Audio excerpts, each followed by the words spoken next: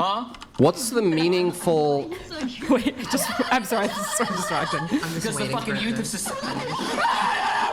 You shut up when I'm talking to you! You shut your mouth!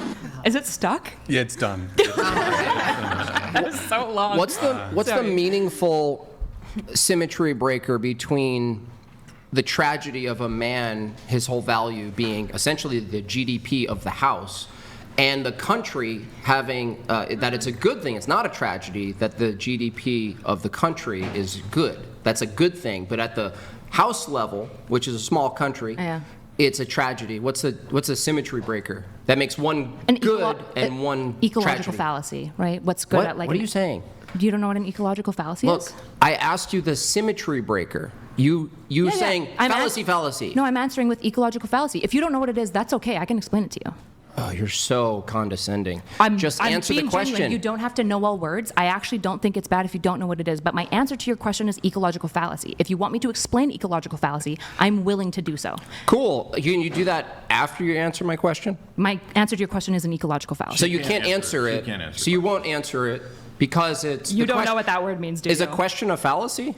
How's a question a fallacy? And so the question is an ecological fallacy. Yes, questions can be fallacious. So asking for a symmetry breaker, I want to know the meaningful distinction between the something symmetry being breaker good. Is found in the ecological fallacy. Again, I can define it for you, or you can define it here. But if you want the answer, go ahead. Agrippa's trilemma. What is that? What is Agrippa's?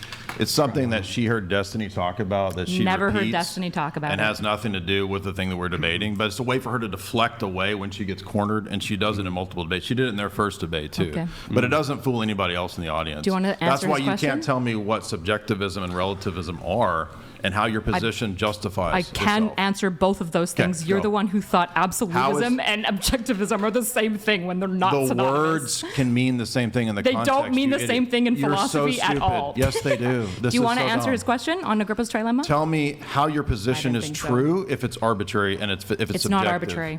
How is subjectivism not arbitrary? I don't use subjectivism.